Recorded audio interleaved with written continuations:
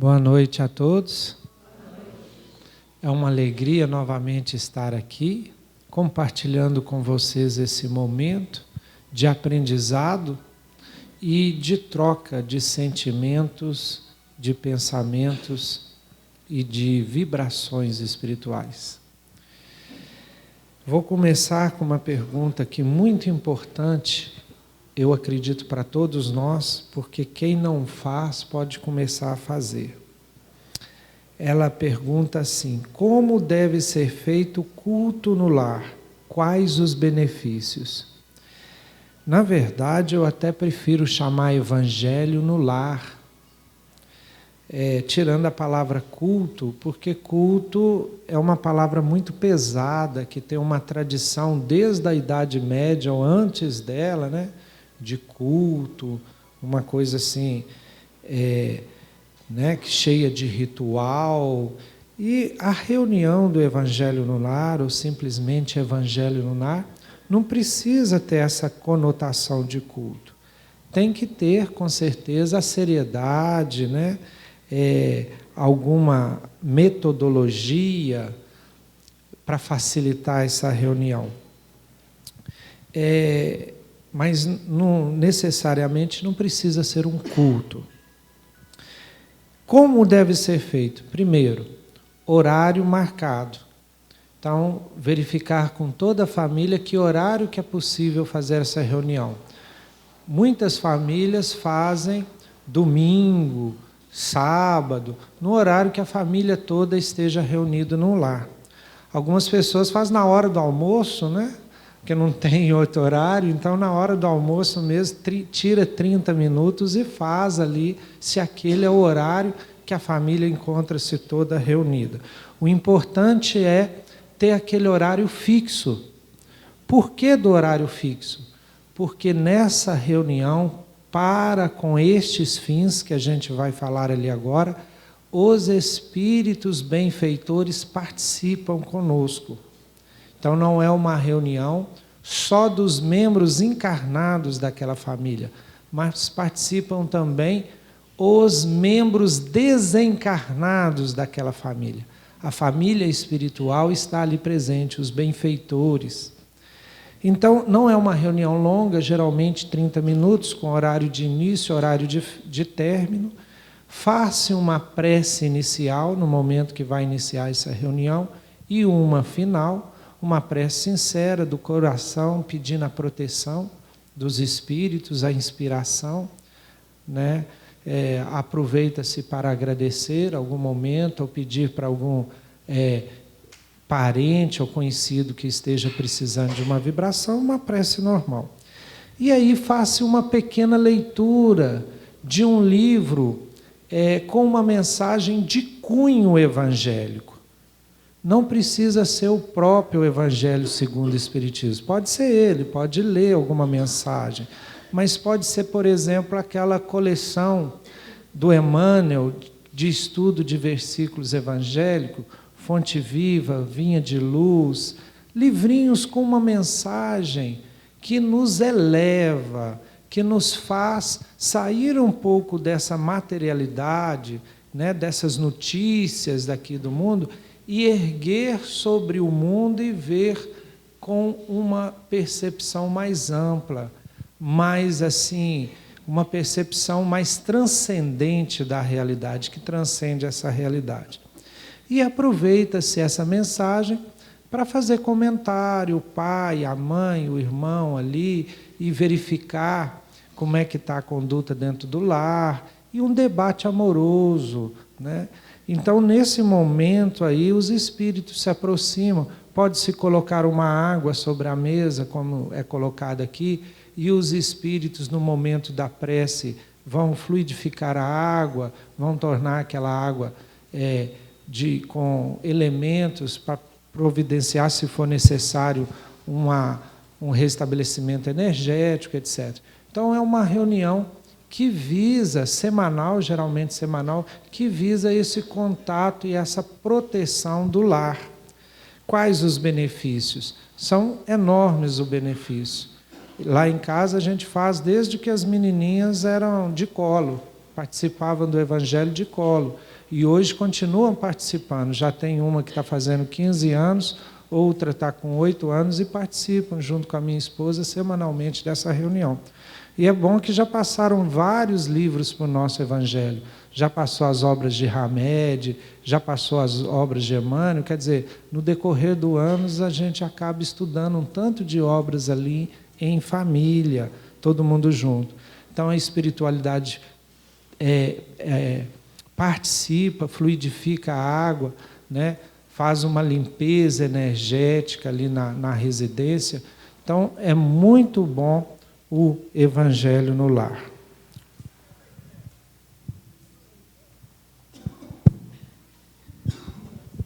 Boa noite. Tem uma pergunta aqui muito interessante, aliás, como todas, né? Mas a pessoa diz assim: fiquei viúva no meu primeiro e segundo casamento.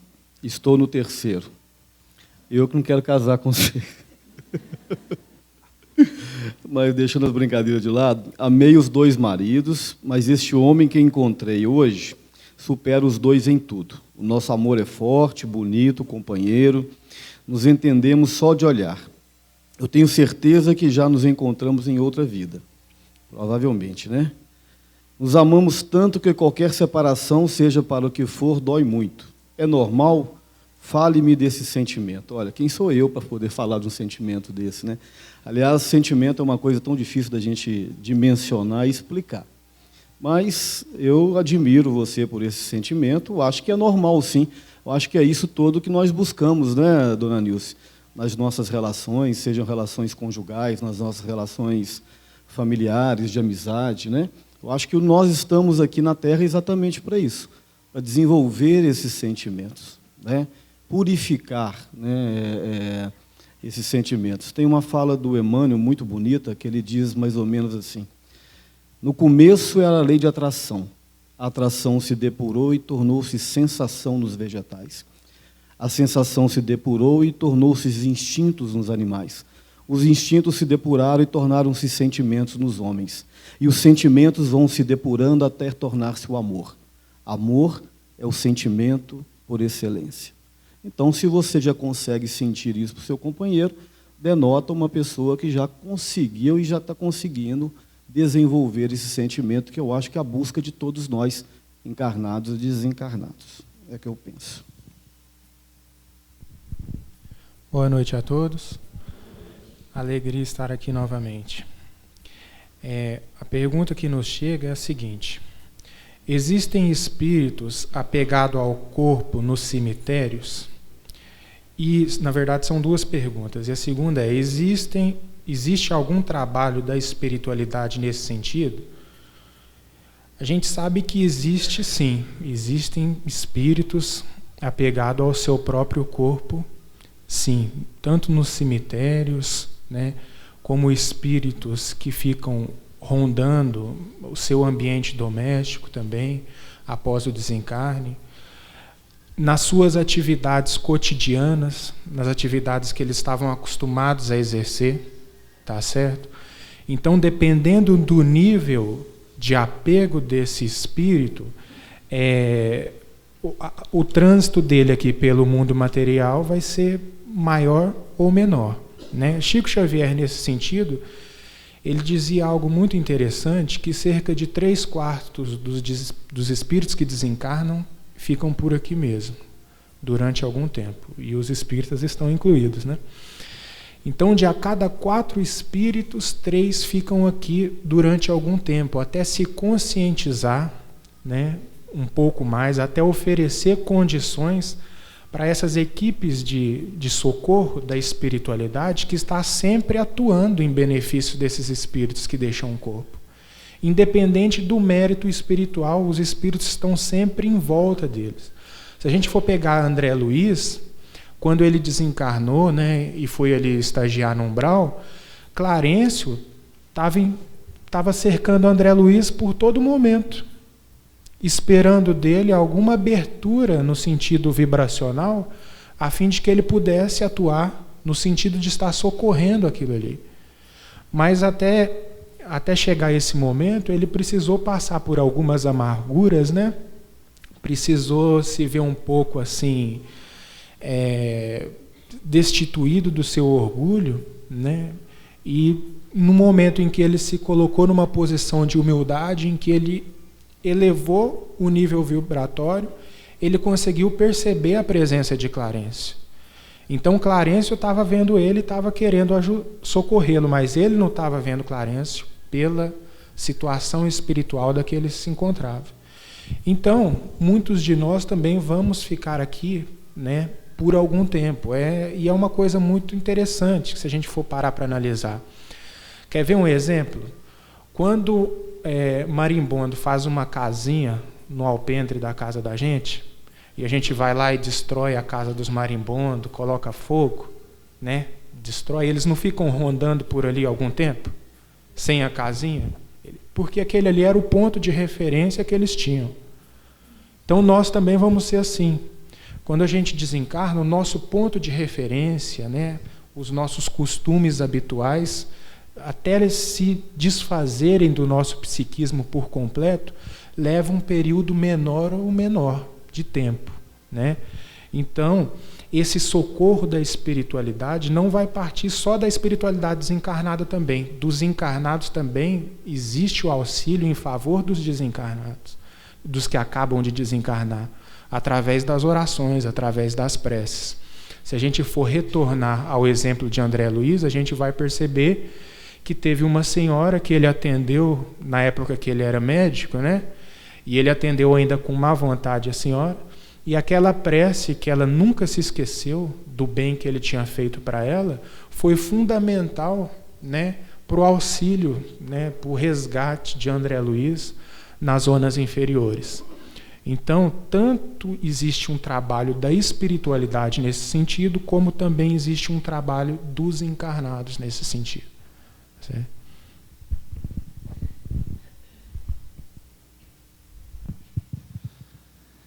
Só para complementar a pergunta anterior, chegou uma pergunta aqui. Minha família não aceita o culto, né, o evangelho no lar. Posso fazer sozinho? Claro que pode, né? Não há nenhum impedimento. A gente falou assim do culto como deveria ser realizado de uma forma completa. Agora, nada impede, e é bom que você faça sozinho também. Eu tenho até um exemplo na minha família que faz sozinha no quarto, né? Aí conversou com o marido, explicou o que era e tal. Se ele quisesse participar, seria convidado, senão ela ia fazer tal horário, de tal horário. E aí a recomendação é que faça a prece em voz alta, faça a leitura em voz alta, porque se tiver, inclusive, um desses espíritos que o Ives falou ali, ele também vai ouvir a prece, vai ouvir a lição evangélica, e talvez vai poder ser auxiliado naquele momento do Evangelho. Então, pode fazer sozinho, sim, sem problema nenhum. Pergunta que me chega agora é o seguinte: boa noite. Sou a 6ª filha de 10 filhos. Sempre fui desprezada pela minha mãe, desde a infância. Tínhamos alguns atritos, mas sempre que ela precisava, eu estava lá para ajudá-la. E aí vem as perguntas. Quando eu falecer, vou encontrá-la como minha mãe biológica? E essa mágoa que ficou dentro do meu coração, como fica? O que eu posso fazer? Então, a primeira questão vai depender da sintonia vibratória de vocês dois, de você e da sua mãe. Então, se vocês estiverem numa mesma realidade consciencial, vocês vão se encontrar. A maioria geralmente se encontra, é comum esse encontro lá. Provavelmente, lá, as consciências dela e suas serão um pouco diferentes. Não será essa mesma consciência que vocês têm hoje. Talvez essa mágoa que hoje permanece no seu coração também já seja diferente. Porém, você já pode começar a trabalhar essa mágoa hoje. E eu não esqueço, quando falo de mágoa, de ressentimento, do Zé Amaral, que está aqui conosco assistindo. Uma das primeiras palestras que eu assisti dele, ainda no Maria de Nazaré, na Rua São Paulo, lá, quando ele com o jeitinho dele, falava assim, ó, a mágoa é igual uma brasa, né, que ela está fria, e aí você lembra, é como se você soprasse a brasa, ela esquentasse e queimasse a sua mão. E realmente é isso, a mágoa e o ressentimento é como se fosse uma brasa que basta você lembrar, dói de novo. A gente sente de novo. Emmanuel fala, inclusive, que é como se fosse um espinho no coração. Ou seja, dói toda hora. Então, para que a gente vai ficar guardando brasa, né? Vamos jogar ela fora logo. Para que a gente vai ficar hospedando um espinho no nosso coração? Arranca esse espinho logo e joga fora. É por isso que Jesus falava do perdão. Vamos perdoar realmente. É um auto perdão. Quando você perdoa pela compreensão, né, da situação que ela tinha, da vivência que ela teve. Olha para você ver, uma pessoa para ser mãe de 10 filhos é no mínimo muito corajosa. Já pensou as dificuldades, né, que ela passou? Hoje eu fico pensando, eu sou pai de 2 filhos. Imagina ter 10, Alexandre. Hoje.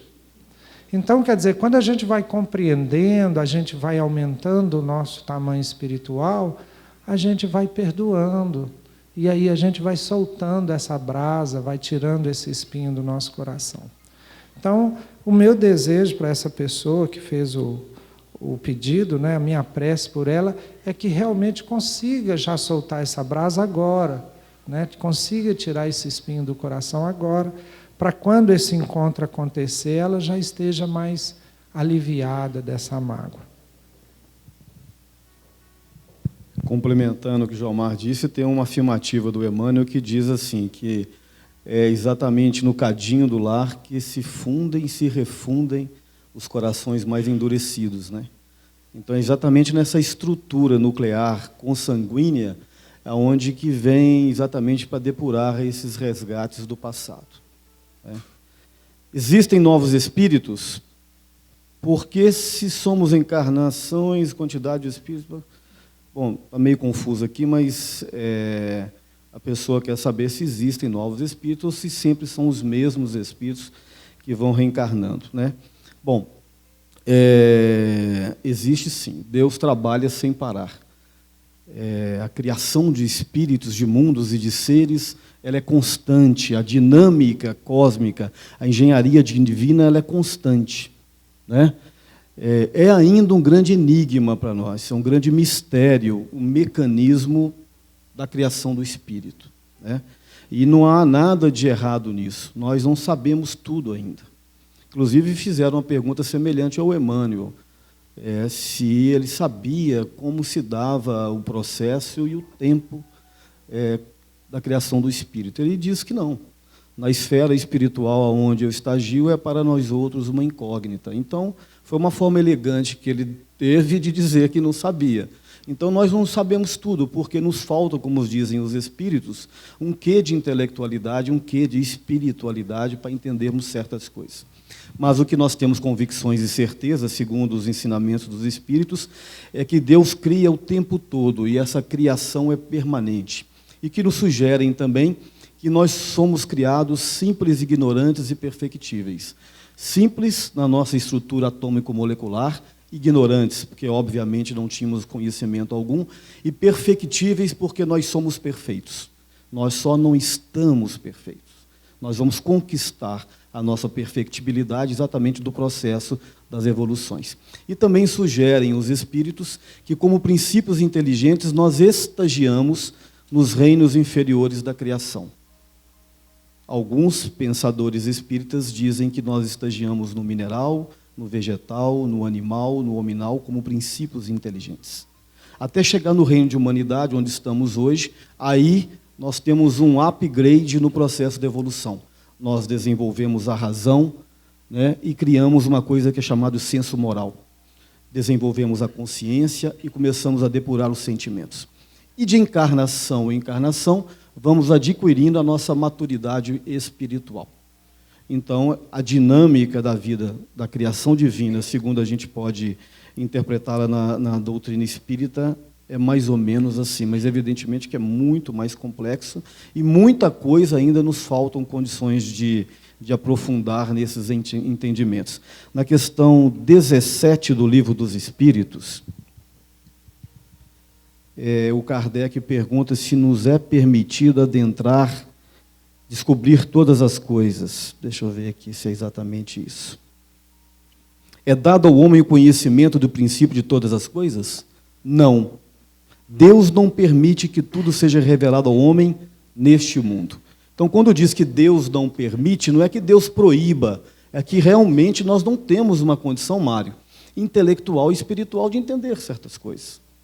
E a doutrina espírita não tem que saber tudo, ela não tem que obrigatoriamente ter todas as respostas. Ela é evolucionista e progressista como nós também o somos. Então, à medida que vamos evoluindo, né, as coisas, as verdades vão sendo reveladas dentro da capacidade que nós temos de absorvê-las. Boa noite. Um espírito que age sobre um médium precisa de alimentos ou bebidas para trabalhar em auxílio de alguém? Obrigado. Isso aqui vai coincidir muito com a pergunta que a gente respondeu anteriormente. Vai depender do nível de consciência desse espírito. Se ele vai necessitar ou não desse alimento. Claro que se for um espírito esclarecido, um espírito benevolente, segundo a classificação do Livro dos Espíritos, ali na progressão dos espíritos, ele não vai necessitar de bebida ou de comida, porque ele já não tem corpo físico, né? Então, isso aqui, essa necessidade denota um apego ainda muito grande às questões materiais, né? E esse espírito aqui está falando assim, se ele precisa disso para trabalhar em auxílio de alguém. Olha, se esse espírito está pedindo bebida e comida para trabalhar em auxílio de alguém, vocês podem ter certeza que mesmo se a intenção do espírito for boa, ele está mais propenso a prejudicar, tentando ajudar, tá certo? Do que auxiliar. Dado aí o nível de apego dele ainda, né? As necessidades básicas, né? De alimentação e de bebida. A gente sabe que os espíritos esclarecidos, né? Os espíritos benevolentes, eles já não têm essa necessidade, né? Dos recursos materiais para poder estar agindo em benefício de ninguém, para poder estar agindo em auxílio de ninguém. Então, se um espírito está pedindo alimento e está pedindo bebida, na verdade é esse espírito que está precisando de um maior auxílio, está precisando de um maior esclarecimento. Tá certo?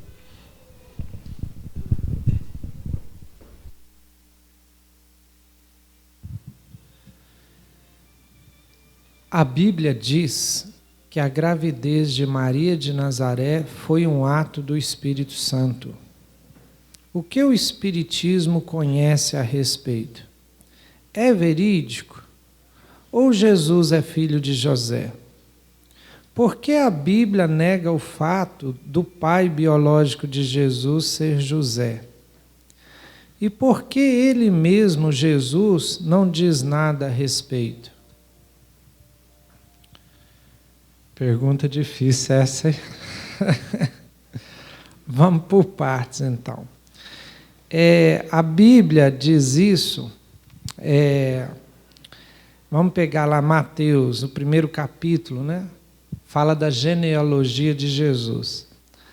Aí você tem lá, né, 14 gerações, que a parte Abraão e não sei o que, e gerou Davi, e Davi gerou não sei o que, aí depois chega lá e gerou José, né, que é o pai de Jesus. Aí um versículo para frente assim, mas José não é o pai de Jesus. Você chega um tanto de geração, desde Abraão até chegar de José, e depois fala assim, José não é o pai de Jesus. Né? Fala que a Maria era virgem quando concebeu Jesus. O que o Espiritismo conhece? Primeiramente, nós temos que entender, quando fala assim, a Bíblia fala, há uma conotação assim de que tudo que a Bíblia fala é palavra de Deus. Né? Nós temos que entender isso. A Bíblia foi um livro escrito por homens, em determinadas épocas, em determinadas culturas.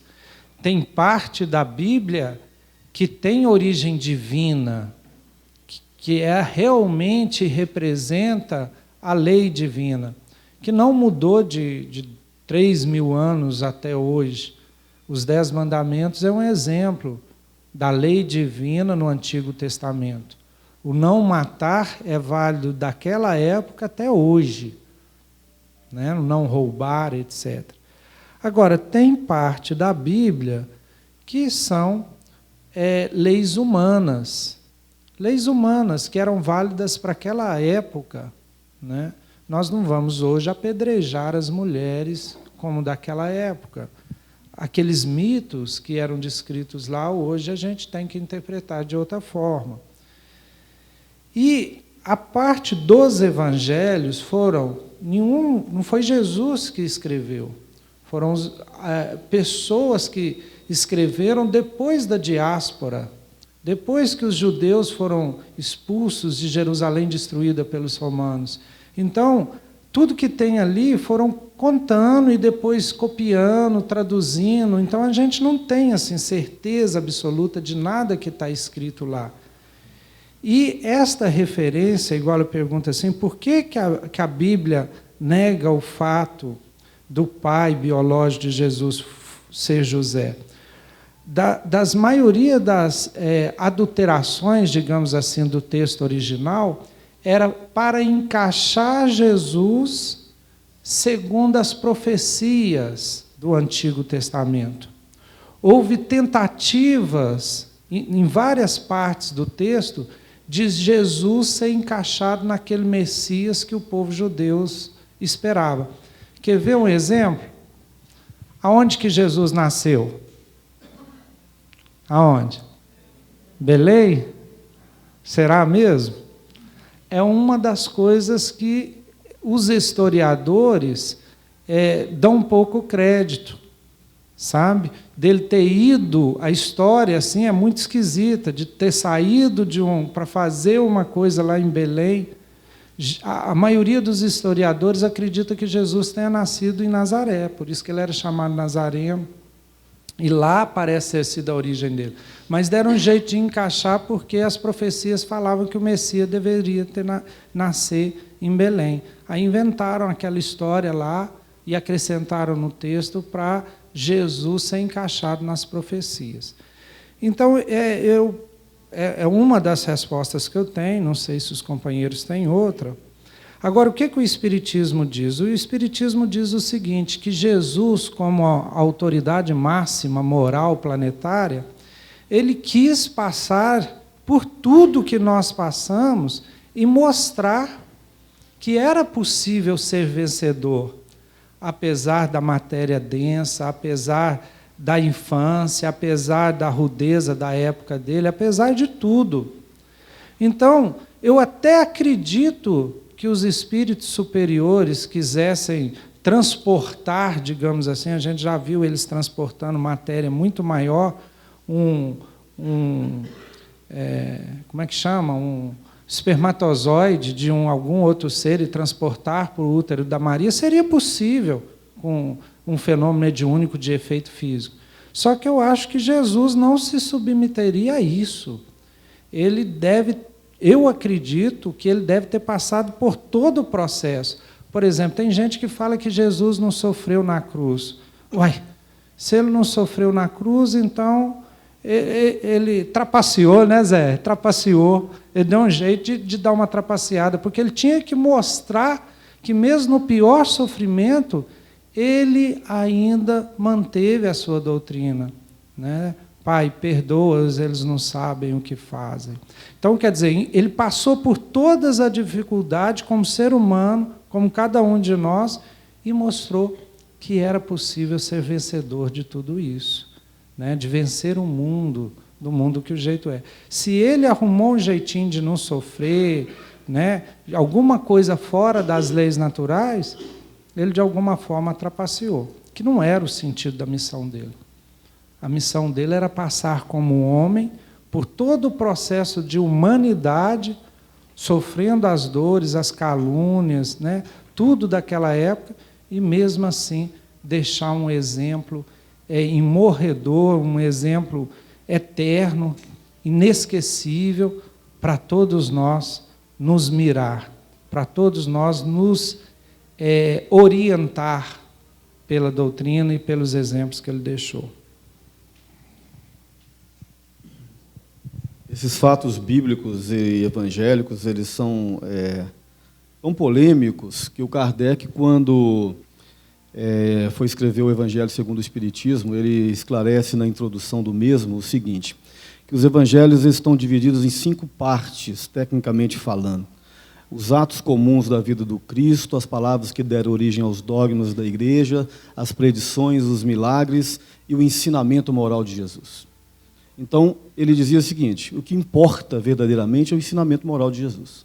Então, a doutrina espírita, ela se fundamenta, se estrutura em cima do ensinamento moral de Jesus, porque é o que interessa. As questões históricas, elas são interessantes, né, mas geram muita polêmica e mexem com muita paixão, né, com muito fanatismo religioso, né, dona Nilce. Essa questão da Maria, da virgindade de Maria, por exemplo, eu particularmente penso que foi uma relação sexual comum. Não vejo sentido para não ter sido diferente. Mas, como o Jomar bem disse, poderia ter sido diferente. A espiritualidade tem poder para isso.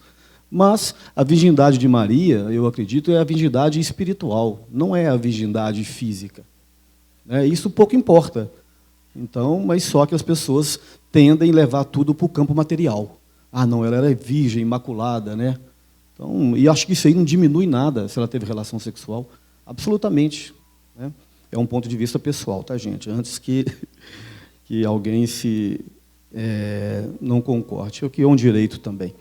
Fale um pouco sobre expansão do perispírito. Bom, o perispírito é feito de uma matéria sutil, quintessenciada, mas é matéria, né? E segundo a questão 257 do Livro dos Espíritos, aquilo que faz a ligação entre o espírito e o corpo físico. E segundo a Gênese, Kardec afirma que o perispírito é aquilo que faz do espírito um ser abstrato, um ser concreto. Então, ela é a roupagem do espírito. Não é isso, dona Edna? E quando nós desencarnamos, nós nos apresentamos no mundo espiritual nessa roupagem fluídica chamada de perispírito. Enquanto encarnado, ele também tem as suas propriedades, os seus atributos. Dentre ele, a porosidade, luminosidade, expansibilidade. Então, o perispírito ele pode se expandir, dependendo da condição do médium, né, que nem sempre é uma condição moral. Pois bem, eu vou citar o exemplo de Eurípides Barçanufo. Eurípides Barçanufo, acho que todos nós conhecemos, foi um espírita, um médium espírita, que morou em Sacramento, pelos idos de 1918, 1920, e conta-se algumas histórias do Eurípides que ele estava presente em um lugar e ele foi visto em outro lugar. Isso é um processo chamado de expansão perispirídica ou bicorporidade, que são semelhantes. Então, o espírito pode estar aqui e acolá ao mesmo tempo. É um atributo do espírito, ou do perispírito. Tecnicamente falamos, nós podemos entender que seja assim. Nós temos o que faz a ligação do perispírito ao corpo físico são alguns liames, que o André Luiz define como tênues fios eletromagnéticos. E esses liames, eles se relaxam. E aí o espírito, então, faz a sua expansão. Ele pode estar em um outro lugar e aqui ao mesmo tempo. A matéria física aqui e a matéria psicossomática, o perispírito, lá.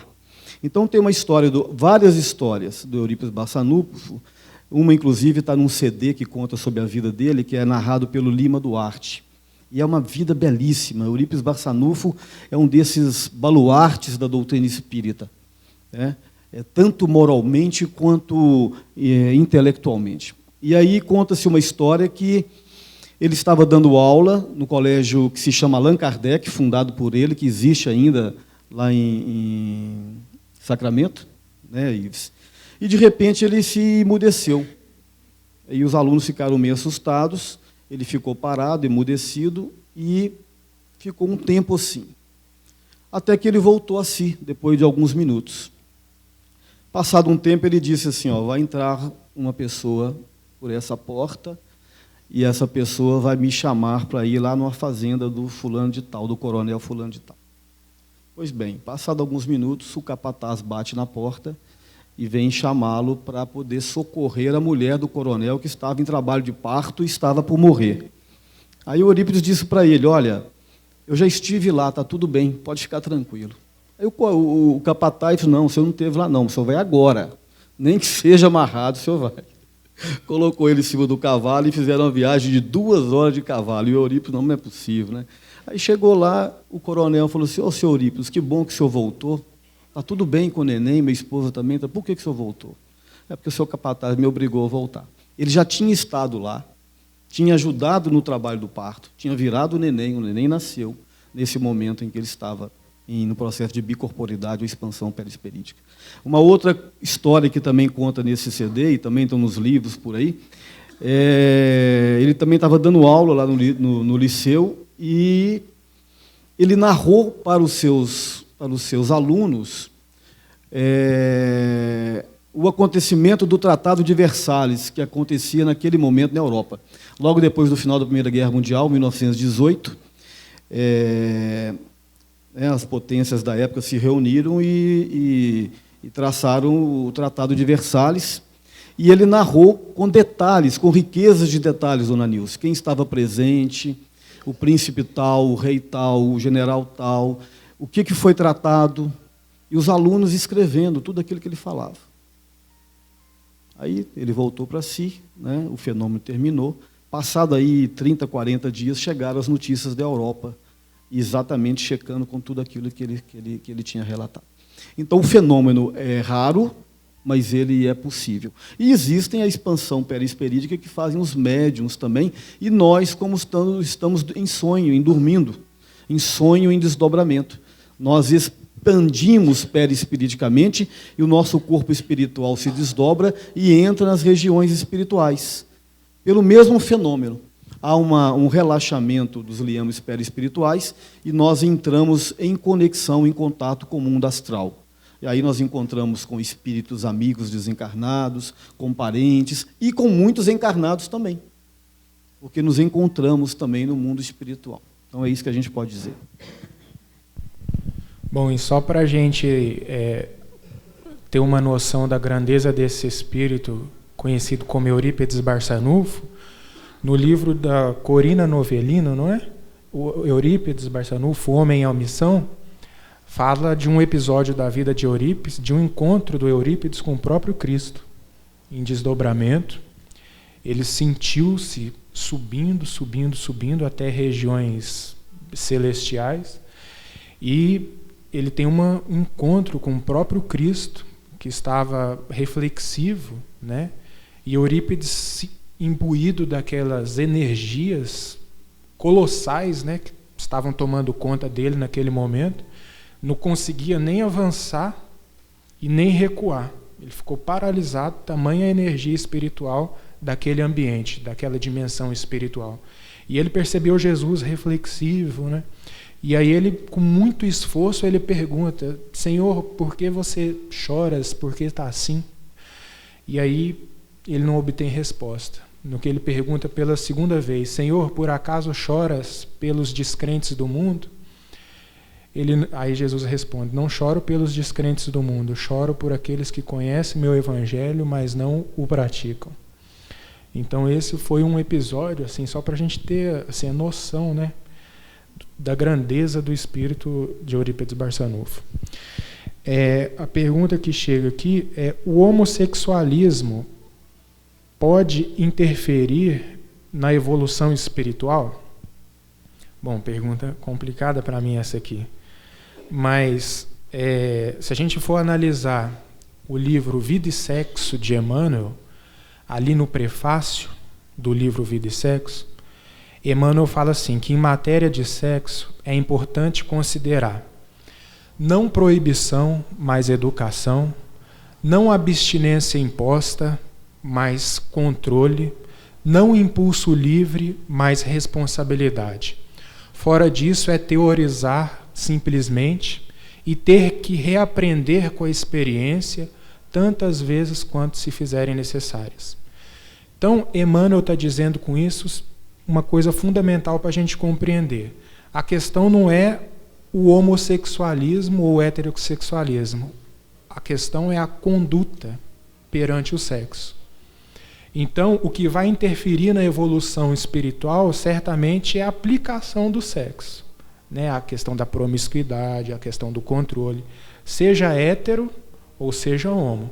Porque no mesmo livro Vida e Sexo, logo no final do prefácio, Emmanuel diz que a aplicação do sexo ante a luz do amor e da vida é assunto pertinente à consciência de cada um.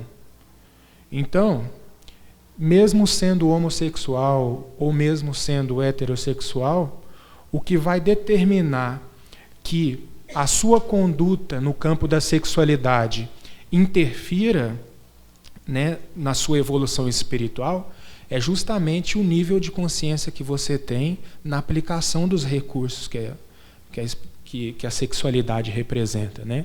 Porque a gente sabe que a sexualidade é a segunda maior força que o ser humano possui. A primeira força é a força mental, a segunda é a da sexualidade, né? Que representa aí, né, os nossos movimentos também de cocriação, segundo ali o livro Evolução em Dois Mundos, né? Que fala a respeito disso, da cocriação em plano menor. Então, a gente vai perceber que a sexualidade aí, o que vai determinar a nossa saúde no campo da sexualidade é realmente a aplicação, né, desses recursos dentro do nível de consciência que a gente tem, dentro da responsabilidade que a gente sabe que a gente deve ter perante o sentimento dos outros, perante o respeito a nós mesmos, né, na condução dessas energias aí, sem interromper, né, a título de uma santificação compulsória, mas também sem dar vazão, assim, de uma maneira descontrolada. A sexualidade é algo que precisa ser canalizado, né? Que ela precisa ser direcionada com equilíbrio, com controle. Porque no livro Conversando sobre Sexualidade, do psiquiatra Roberto Lúcio, né? Ele fala que a sexualidade é como se fosse a barragem de um rio, né? As comportas de um rio. Se você fecha as comportas da barragem e interrompe a passagem por muito tempo, aquele volume de água vai aumentando e uma hora estoura. E ao passo de você liberar também tudo de uma vez, o que acontece? Inunda tudo. Então é preciso um controle, uma canalização, a fim de que esse fluxo possa ocorrer com controle, com equilíbrio, dentro de um nível de honorabilidade. O que é honorabilidade? É respeito pelos outros e respeito por si mesmo. Quero agradecer ao Ives, viu, Ives? Parabenizá-lo pela resposta. Essa pergunta passou por minhas mãos aqui, eu não tive a ousadia nem a competência de respondê-la, e ele nos trouxe uma explicação realmente excelente, né? Acho que todos gostaram, né? Na verdade, eu fico até complicado aqui, que você cita o Livro dos Espíritos. O Ives cita Emmanuel literalmente, ali vários parágrafos. Agora eu fiz aqui uma colinha antes para poder responder essa aqui também. Então, gente, como é visto o aborto perante a doutrina espírita? Então, na pergunta 358 do Livro dos Espíritos, está lá, né, falando que o aborto, né, quando induzido, porque existe o aborto natural, né? O aborto, quando induzido, é um erro, né? Porque você interrompe a reencarnação. A gente viu que a lei, né, divina é não matar. E porque o indivíduo, a criança não nasceu ainda, não quer dizer que ela é um espírito já num processo reencarnatório, no início. Na 359, que é logo após, Allan Kardec pergunta se pode fazer o aborto quando a mãe está correndo o risco de vida. Aí os espíritos respondem que sim, né? É a única... porque os espíritos falam assim, é preferível interromper a reencarnação de alguém que está iniciando de que interromper a reencarnação de alguém que já está na metade, né? Já está em curso. Agora, é importante lembrar que o seguinte, nenhum erro a gente tem pena eterna, né? Nenhum erro ele não pode ser consertado, nenhum erro Deus não perdoa.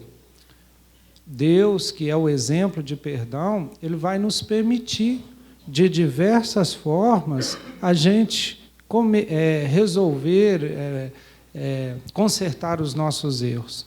Se não com a criança que a gente não aceitou, por um motivo ou por outro, que tem atenuantes ou não, que a gente possa, então, por exemplo, ajudar as outras crianças do mundo.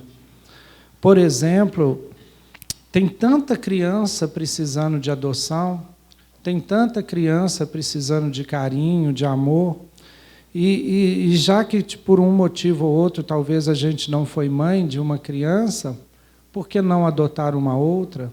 Por que não distribuir o meu carinho e meu amor para várias? Então, existem muitas formas da gente consertar, se é que a gente algum dia cometeu algum erro. Tá? Isso, nosso tempo já esgotou, né?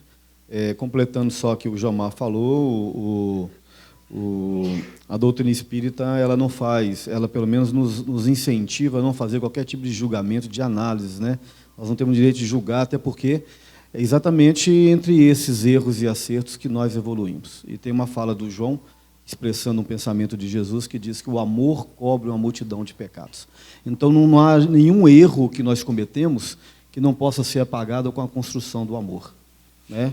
Quem tomar do arado, não devereis olhar para trás, né, dona Nilce? E quem não tiver pecados, que atire a primeira pedra. É isso? Boa noite a todos, muito obrigado.